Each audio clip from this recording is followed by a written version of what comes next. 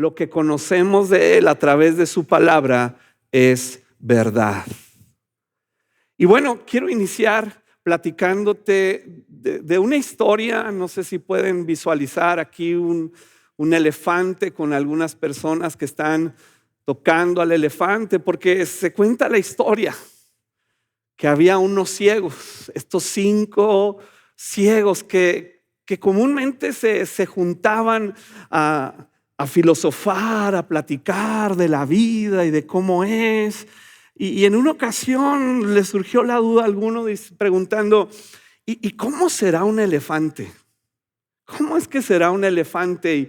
Y pues empezaron a dar sus puntos de vista hasta que uno dijo, bueno, pues ¿qué tal si le pedimos a alguien que nos guíe para tocar un elefante y percibiéndolo con nuestras manos, poder entonces definir cómo es un elefante? Así que pidieron la ayuda de alguien que sí veía y se acercaron con el dueño de este elefante y se repartieron.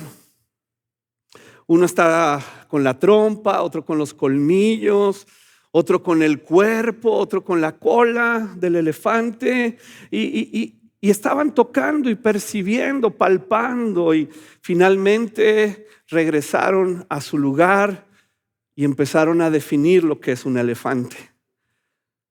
Y el que nada más tocó la trompa dijo, el elefante es como una serpiente. Pero luego el que estuvo con el elefante y solo percibió su colmillo dijo, no, el elefante es como que tiene nada más un cuerno muy duro. Pero luego el de la cola dijo, no, es algo pequeño, sencillo de manipular. Los que estaban acá en el cuerpo del elefante, uno dijo, no, es como un muro gigante. Y el que palpó la oreja dijo, no, es algo muy delgadito y muy grande. Todos dieron la definición de acuerdo a su experiencia, a lo que ellos percibieron, palparon. Pero eso no era un elefante, era la suma de todo lo que ellos habían experimentado. En ocasiones definimos así a Dios, en base a nuestra experiencia, lo que alcanzamos a palpar y conocer de oídas, porque alguien me platicó, alguien me dijo, por una partecita de la escritura de la Biblia que dice así. Pero Dios es más que eso. Y la suma de todos sus atributos nos pueden ayudar a dar forma por el Espíritu Santo al Dios verdadero. La semana pasada vimos 5 indicadores que nos ayudan para llegar al Dios verdadero. El primero dijimos que es la creación. Cuando nosotros nos paramos frente a la creación de Dios, al cielo increíble, inmenso, a las montañas, a los ríos, cuando vemos la tormenta, el milagro de la creación, de la vida en la gestación, en el nacimiento, el crecimiento de un ser humano. Pero luego viene la conciencia humana, donde yo percibo ya lo que es bueno y lo que es malo. Mi conciencia me acusa o mi conciencia me defiende. Pero avanzando en esto está la palabra de Dios, la palabra escrita de Dios. La Biblia de pasta a pasta, donde sí hay que conocer la Biblia. Yo he escuchado de repente una frase que me parece muy curiosa, porque algunos dicen, no es necesario conocer toda la Biblia para conocer a Dios. ¿Cómo? Eso es imposible. Y si eso sucede, vamos a estar como los ciegos. Yo percibo que Dios es así y hago una mezcla de mis experiencias, de mi cultura, de mi religión, y nada más estoy percibiendo una parte. Un maestro de la Biblia una vez enseñó y dijo, aún los pasajes difíciles, el Espíritu Santo los inspiró para enseñarnos algo. Pero como nada más nos enfocamos en ciertas partes de la Biblia, carecemos de un conocimiento completo.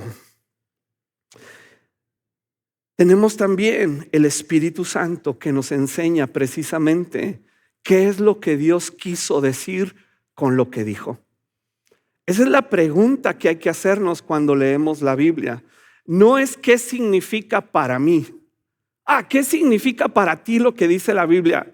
No, es ¿qué quiso decir Dios con lo que dijo? Es como si yo le escribo una carta a Ivonne y después de muchos años, ya que partimos con el Señor, ella y yo, uno de nuestros tataranietos encuentra la carta. Y pues ya sabrás, pasan los años y las formas de comunicación y los modismos y bueno, ya cambiaron. Y lee la carta y dice, no le entiendo. Yo creo que quiso decir esto. Pues tal vez sí, tal vez no. Y entonces cuando nosotros nos encontramos con la Biblia, debemos preguntarle a Dios, ¿qué quieres decir con esto que inspiraste al autor humano? Porque la Biblia, aunque tiene aplicaciones diversas, porque son principios, el mensaje es uno solo. ¿Qué es lo que quiso decir Dios con lo que dijo? Y el Espíritu Santo me ayuda en esa labor. Tenemos también, dijimos, a Jesús, el Hijo de Dios, exhibiendo en su vida terrenal el carácter del Padre. Ahí yo encuentro quién es Dios y leímos cómo la Biblia registra que Jesús de Nazaret, el Hijo de Dios, anduvo haciendo el bien y sanando a los oprimidos por el diablo porque Dios estaba con él. Así que Jesús, siendo el resplandor de la gloria de Dios, me muestra quién es realmente Dios. ¿Cuáles son sus atributos que dan forma a su personalidad? El domingo pasado iniciamos con la inmutabilidad. Wow, qué palabra, ¿verdad? Es la dominguera. ¿Qué significa que Dios no cambia? Que Dios es inalterable en su ser, inalterable en sus perfecciones, propósitos y promesas. Y sin embargo, Dios en efecto actúa y siente emociones, siente en forma diferente, en respuesta a situaciones diferentes, puesto que es un ser.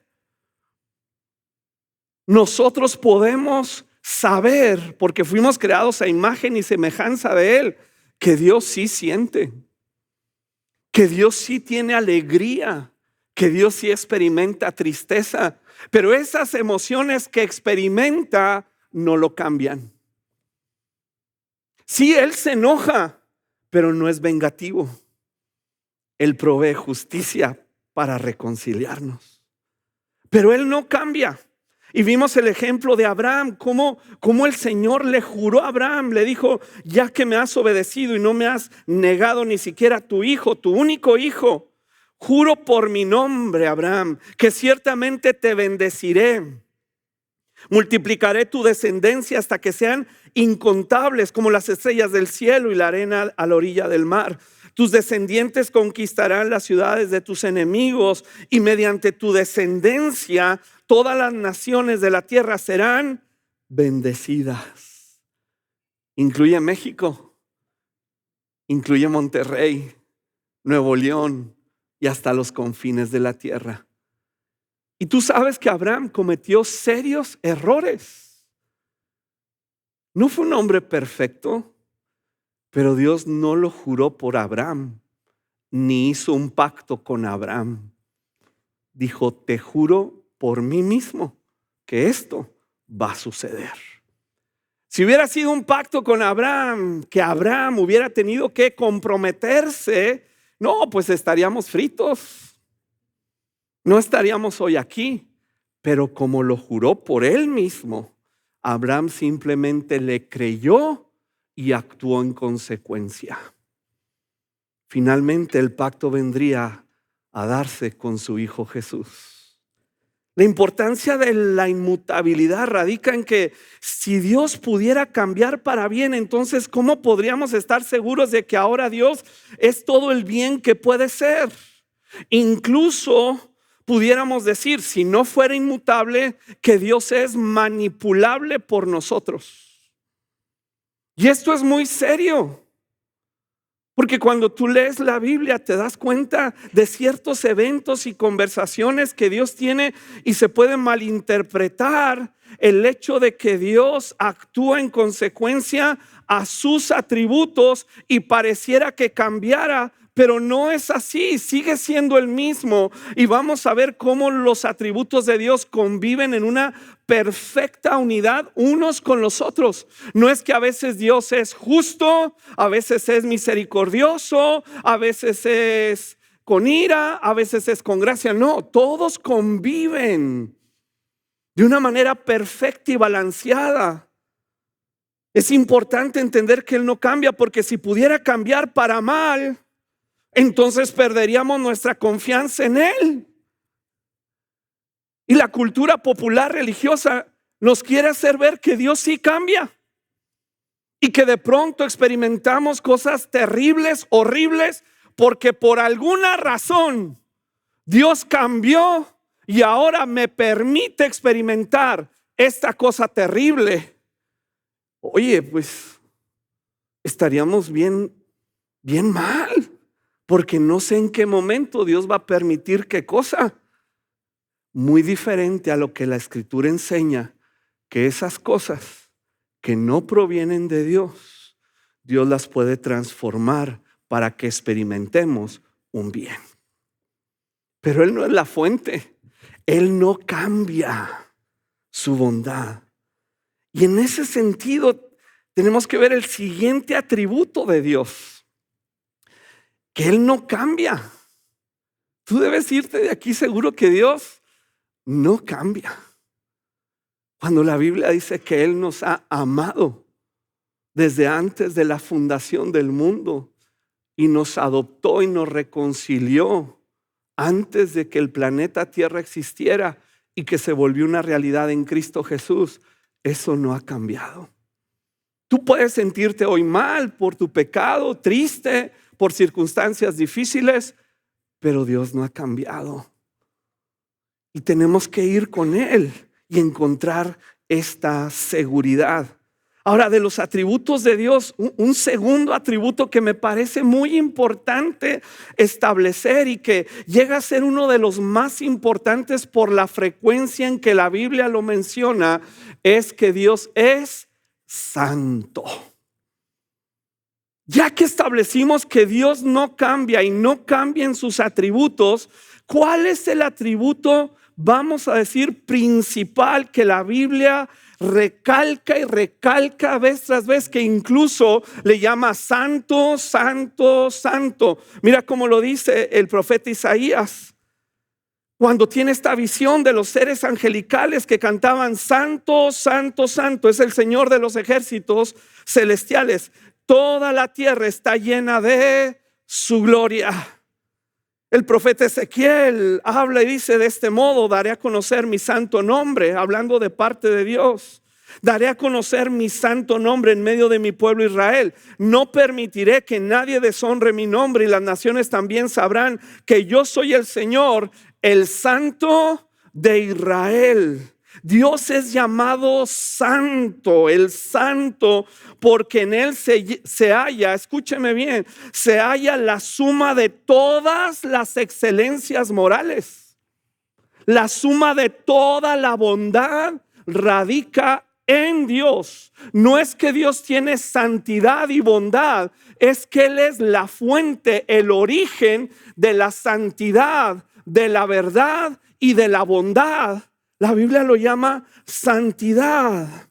Es una pureza absoluta sin la más leve sombra de pecado. E insisto, discúlpame, que muchas veces nos confundimos y andamos buscando respuestas espiritualoides para darle explicación a eventos malos de por qué Dios lo permitió, cuando en sus atributos de santidad es imposible, porque Él no cambia, que en base a su atributo de santidad Él obre una maldad o la permita. Es santo. Wow.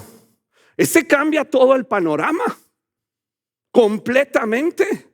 ¿Y quién no ha tenido situaciones difíciles? ¿Quién no ha pasado por la muerte de un familiar? ¿Por situaciones terribles con algún hijo? situaciones en el negocio, económicas. Dios no es la fuente de ello. ¿Por qué? Porque Él es santo. Se ha dicho que la omnipotencia de Dios es su mano y brazo. La omnisciencia son sus ojos. La misericordia, sus entrañas. Pero la santidad es su hermosura. Cuando hablas de la santidad de Dios, hablas de su hermosura. Por eso el salmista escribió de Jesús muchos años antes de que Jesús viniera a planeta Tierra. Escribe por inspiración del Espíritu Santo, diciéndole a Jesús: eres el más hermoso de los hijos de los hombres. ¿Qué está diciéndole? Tú eres santo. Eres el más hermoso. La santidad describe su hermosura. Este atributo divino tiene en la Biblia una relevancia especial. Se llama santo a Dios más veces que lo llama todopoderoso. Y se presenta esta parte de su dignidad más que de ninguna otra, porque esta excelencia, la santidad de Dios, es la gloria de todos los demás atributos. De todos. Así como el poder es el vigor de sus otras perfecciones, su santidad es la hermosura de esas perfecciones. De la manera que sin omnipotencia todo sería débil. Sin santidad todo sería desagradable. Dios es bien poderoso. Sí, pero muy desagradable. Porque en la definición de poder religiosa y humana, Él hace lo que le da la gana. Pero el Dios que nos enseña la Biblia no. Nos enseña incluso que aunque es todopoderoso, hay cosas que Dios no puede hacer. ¿Qué lo limita? Su santidad. Dios no puede mentir. Dios no puede negarse a sí mismo. Dios no puede. Entonces ese pensamiento de que todopoderoso es que Dios a su gana y a su deseo caprichoso hace lo que quiere, no es el Dios verdadero, porque todo su poder está envuelto de la belleza de su santidad. Y entonces el poder que creó la naturaleza que hoy disfrutamos está rodeada de belleza, ¿sí o no? Ves los árboles, la naturaleza, el sol, ves todo ello y dices: qué hermosa es la naturaleza. Está reflejando el poder hermoso, el poder santo de Dios en algo visible, para que nos demos cuenta que lo invisible en el interior de nuestras vidas, que proviene de Dios, es algo muy hermoso, iniciando con su Hijo Jesucristo. ¿Qué significa santo? Simple y sencillamente es algo separado. Denota separación de lo común y ordinario. No hay nada con lo que lo podamos comparar y decir: es como esto, es como aquello. No hay nada con lo que lo pueda comparar. Está separado de todo lo que hoy vemos, y aunque somos su creación, no lo comparamos con su creación, porque Él no es el sol, Él no es la florecita, Él no es las cosas de la creación. Él es Dios. Está separado, y su santidad, de nuevo, es inseparable de sus demás atributos. Como su justicia, nos dice la Biblia que su justicia es santa. Quiere decir que su justicia es hermosa, porque su justicia se refleja en la persona de Cristo, y es una justicia que salva, que restaura, que libera. No es la justicia que le otorga al culpable el castigo, es la justicia que llevó a Cristo Jesús a la cruz del Calvario para nosotros vestirnos de esa justicia hermosa, salvadora, regeneradora, que nos llevaría a la eternidad, y aquí en la tierra nos obtendríamos a través de ella su buena voluntad. Esa es la belleza de su justicia. Pero nosotros los seres humanos la usamos diferente. Cuando algo sucede contrario, decimos, no es justo. No es justo que yo lave los platos que no ensucié. Generalmente así usamos justicia. Pero esa no es la justicia de Dios. La hermosura de su justicia es: yo voy a lavar los platos que tú ensuciaste. Yo voy a ir a la cruz a pagar por el pecado que tú cometiste. Pero no lo voy a hacer a regañadientes. La Escritura nos dice que Jesús, por el gozo puesto delante de él, fue a la cruz. Esa es la belleza de su justicia. Nos dice que su sabiduría es santa, porque no es terrenal. No es la sabiduría terrenal que también dice Santiago que puede llegar a ser diabólica, donde maquinamos en nuestra sabiduría cómo hacer cosas y tal vez engañar y salirnos con la nuestra, porque pues ya sabes, el dicho dice: el que no tranza no avanza. Pero la sabiduría de Dios es diferente, es amable y llena de buenos frutos. Su brazo poderoso es un brazo santo. Su verdad es santa.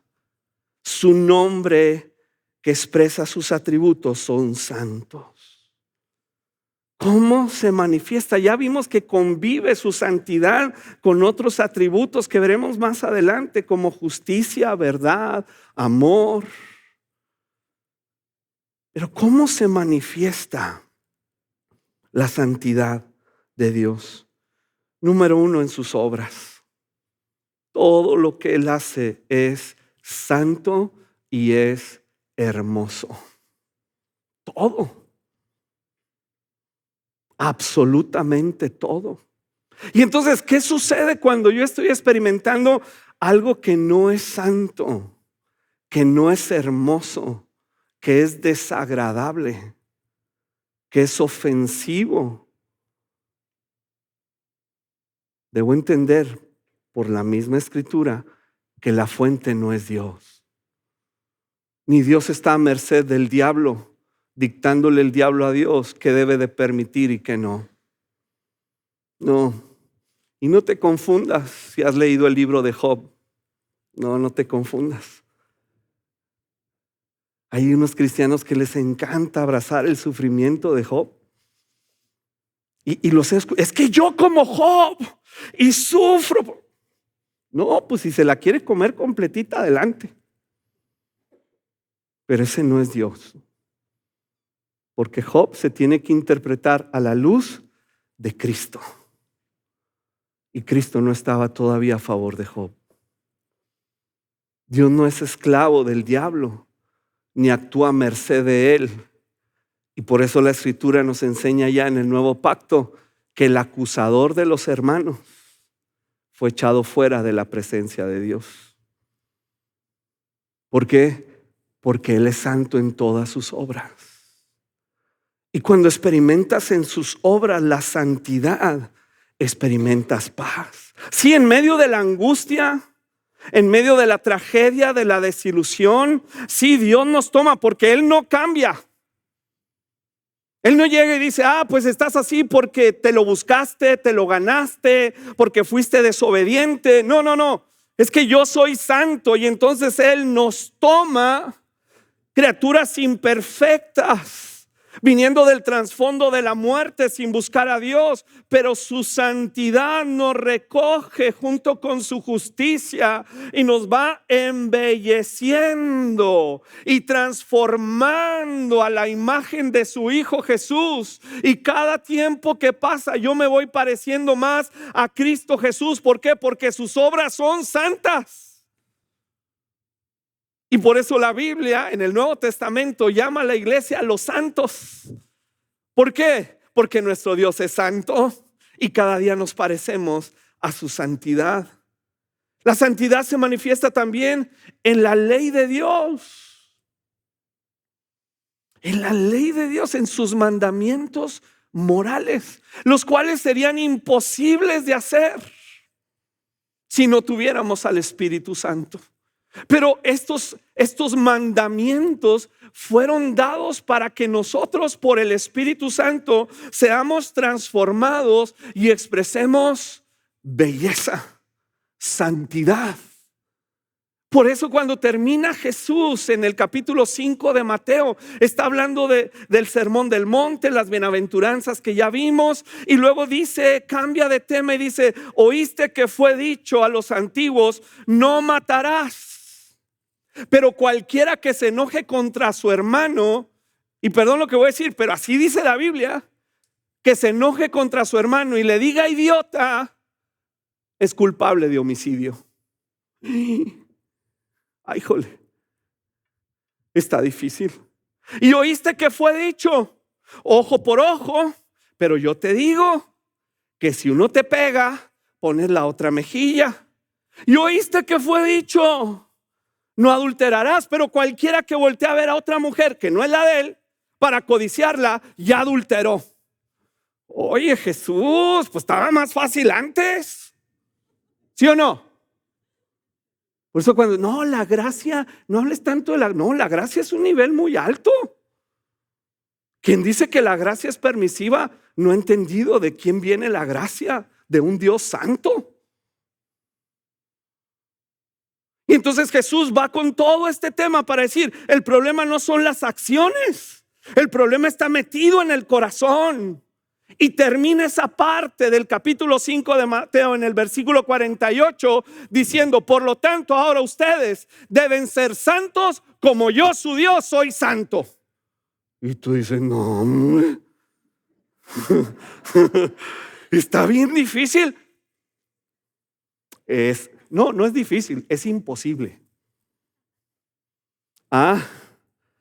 Pero como uno de sus atributos es santo, si yo me relaciono con el Espíritu Santo, que toma la palabra de Dios y los atributos de Cristo para transformarme, entonces su ley moral empieza a ser un deleite para mí. Siempre voy a vivir en la tentación. Escucha esto, la tentación no es pecado, el ceder a ella sí. Pero el Espíritu Santo, al mostrarme el atributo de santidad, me da el deseo y la capacidad por su poder de ser santo. Wow. La santidad se manifiesta en la cruz. ¿Me acompaña el piano, por favor? La santidad se manifiesta en la cruz, la santidad de Dios. Dios no pasó por alto nuestro pecado. No.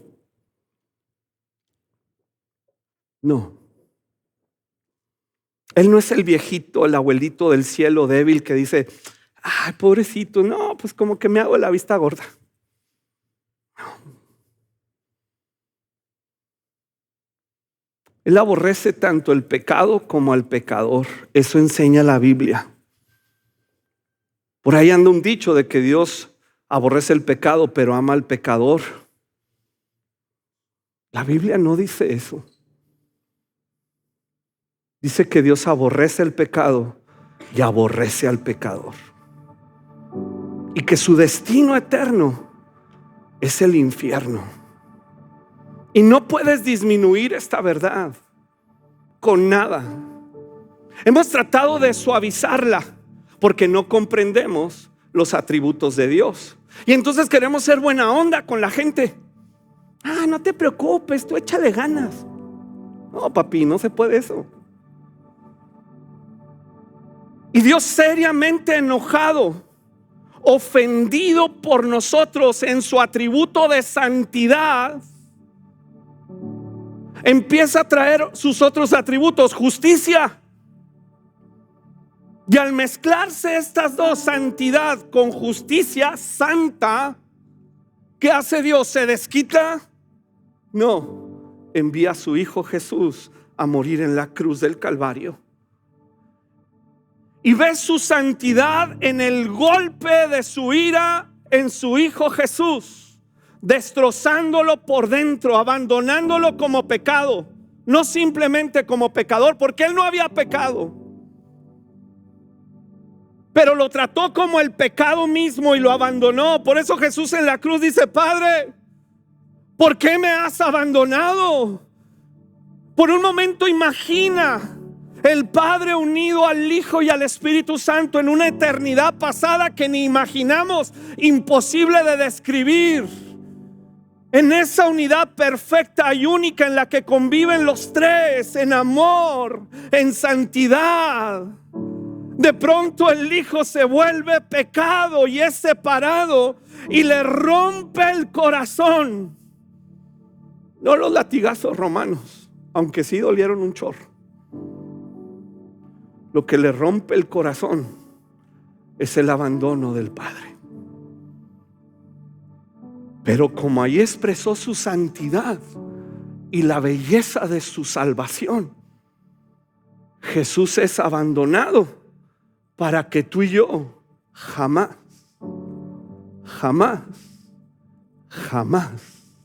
fuéramos abandonados.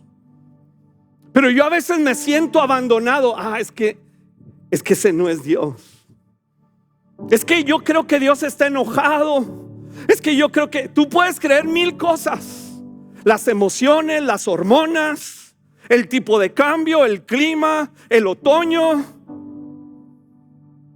Pero Dios no cambia en su belleza santa. En Cristo Jesús se manifestó. Y por último, número 4, su santidad se manifiesta en su odio por el pecado.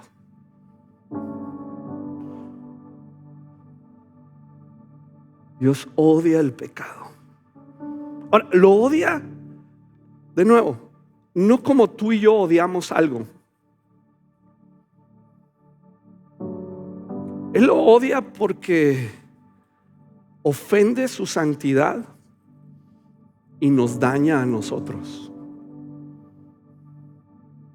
Y no puede haber una negociación. Ese sería engaño cuando yo quiero actuar de una manera donde sé que es incorrecto, pero tal vez Dios me lo permite porque Él conoce mi corazón, porque Él sabe que soy un ser humano. Sí, Él sabe todas esas cosas, pero Él no va a negociar, queridos, con el pecado. Él no va a negociar con la inmoralidad y la mentira. Él no va a negociar.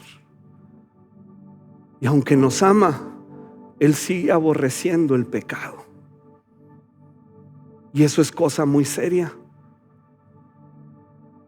porque Él proveyó a su Hijo Jesús y a su Espíritu Santo y a su palabra para transformarnos. Voy a decir algo que tal vez te suene un poquito controversial. Tal vez. Permanecer en la tristeza y la depresión es pecaminoso. Si necesitas ayuda de un psiquiatra, atiéndete. Si necesitas ayuda de un endocrinólogo, atiéndete. No condenamos a la gente que va con los médicos que corresponden. Pero no te puedes refugiar en la tristeza, en la amargura y el resentimiento con argumentos muy humanos, porque es pecaminoso. ¿Por qué? Porque ofende a Dios por su santidad y porque Él ha provisto el medio para sanarte, para liberarte, para transformarte. Finalmente, su santidad se refleja a través de la iglesia. Esta iglesia imperfecta, pero que conoce a Dios, que lo conoce, que se expone a su santidad, que adora su santidad no en los cantos, en espíritu y en verdad. Y que cuando salimos de estas puertas, querida iglesia, Nos comportamos como santos.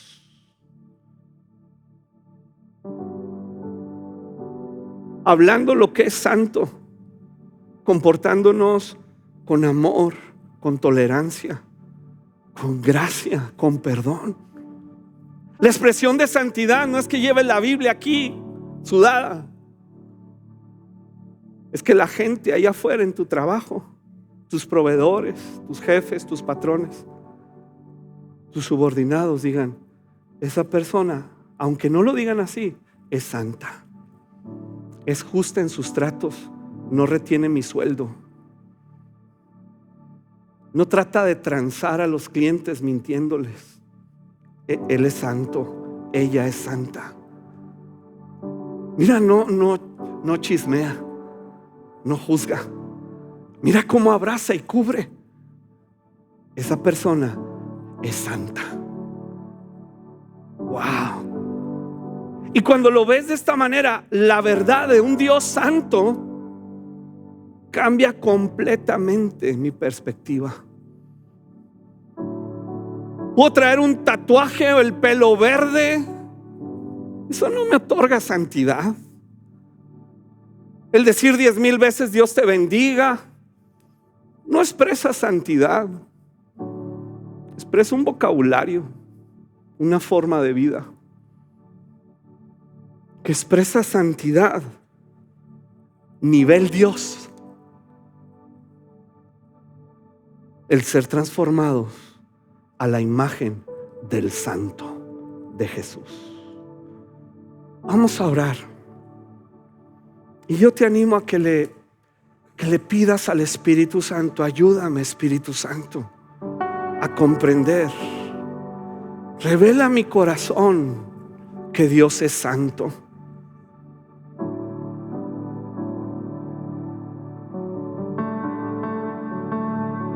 No queremos resistir tu palabra, Dios. No queremos resistir tu obra. Tú eres santo. La suma de todo belleza, de todo bien,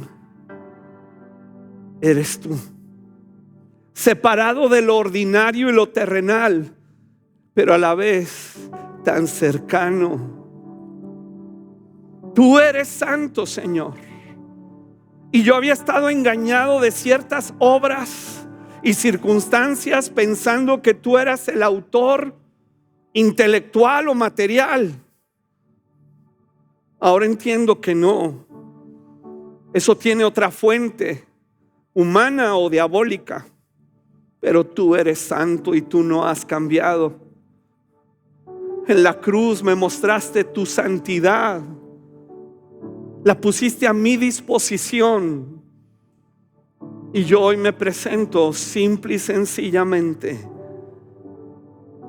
en fe para pedirte: transfórmame. Que tu santidad me transforme. Que a través de tu palabra yo pueda cambiar mi manera de pensar, mi manera de hablar, mi manera de relacionarme con otros seres humanos. Que yo sea la expresión imperfecta de la santidad perfecta de Dios. Y que en este proceso de santificación, Señor, yo pueda ir creciendo, madurando. Dejo las cosas que eran de niño, de nuestra cultura, de nuestras filosofías, de nuestro pensamiento popular religioso, para conocer al Dios verdadero.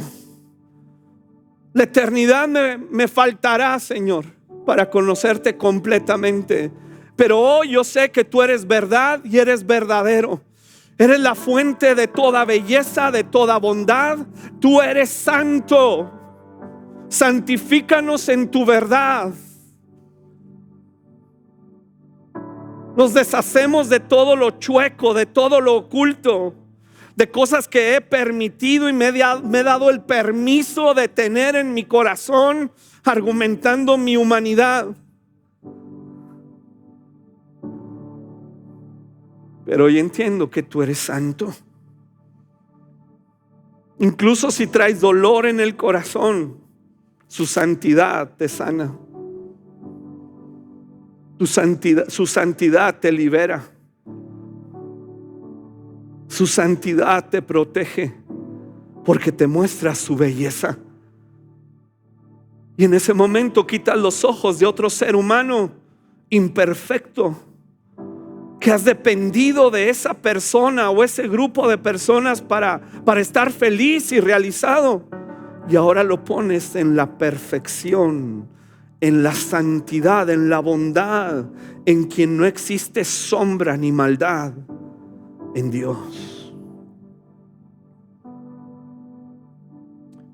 Y te damos tantas gracias, Señor, porque yo sé que edificaremos vidas, matrimonios, hogares santos, en el nombre de Jesús. Amén.